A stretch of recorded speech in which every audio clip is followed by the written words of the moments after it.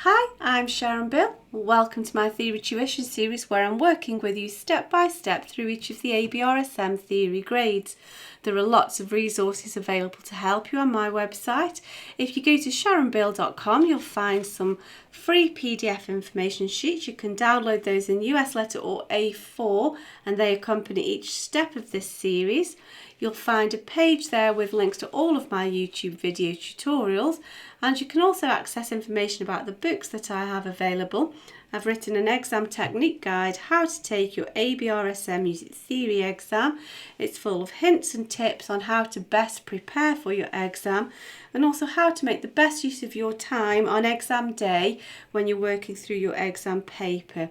So if you go to sharonbill.com, you'll find it all there. If you can give me a like, that'd be fab. Please subscribe to my channel to keep updated. And now we're going to carry on with the specimen paper in the 2015 Grade 2 past paper booklet. So if you turn with me to page 15, and we're going to be having a look at question 5. And so, as I always say, have a crack at this on yourself first of all, and then if you get stuck you can just pop back into the video at any point, and then when you've had a go of these we can check through the answers together. Always work in pencil, and then if you've got an eraser to hand, it doesn't matter, you can just rub it out and have another go if you've gone wrong somewhere. And so let's work through these together. So we're asked to give the letter name of each of the notes marked, and then very helpful as we've reminded us to include the flat sign where necessary. So we've got a key signature here that we need to bear in mind. 3 flats, we've got B flats, E flats and A flats, and we're in the treble clef. And they've even given us a starting point, so if you can't quite figure out what's going on, you can refer back to this and work it out from there. So we know that the treble clef lines are every good boy deserves football, so we know that that's an F. However, if you weren't sure, you can see that you've got one step down from the note they've given as G, so one step down is F. So we know that the spaces spell face, F-A-C-E, so that's a C. And then we're on the lines, every good boy, that's a B, but we've not quite finished, that's not the whole story, because it's a B flat because of your key signature, which is what they were reminding us to include. So here we're on every good boy deserves, that's a D. And then here the spaces spell face, F-A. But again, we need to remember it's an A flat because of your key signature. So we know it's every good boy, so that's an E, but of course it's an E flat because of your key signature. Every good, that's a G. And then the spaces spell face, so F-A-C-E, again, that's an E flat because of the key signature. So that's soon sorted.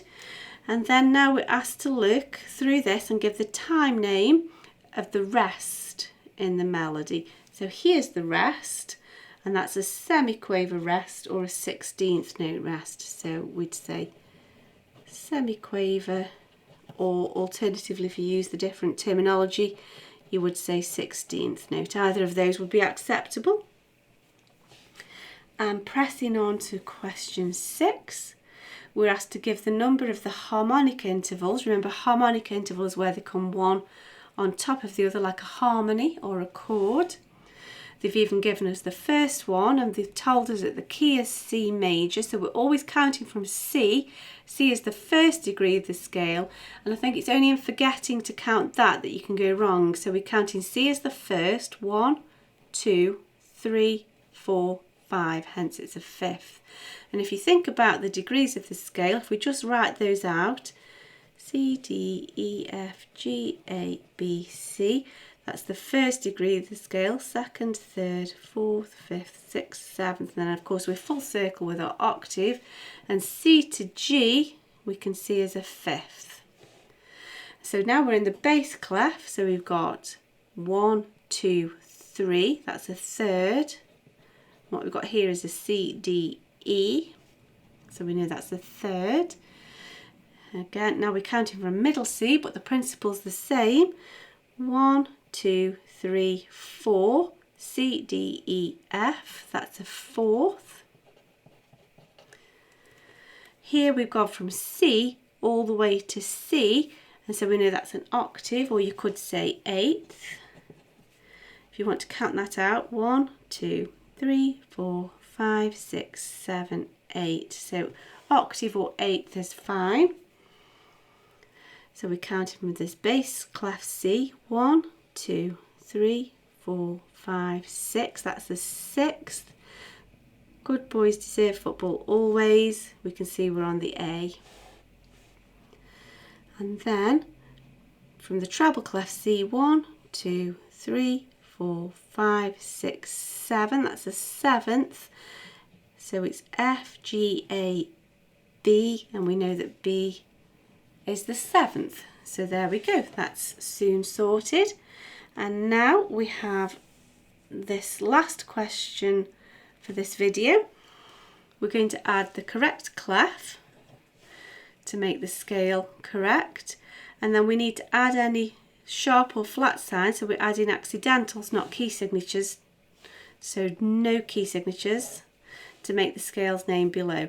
So for this to be E flat major, of course it must begin and end on E flat. For that to be the case, all cows eat, or if you think it's G, F, E, we need that to be bass clef, otherwise we'd be starting on middle C if it was a treble clef, and E flat major does not begin on C.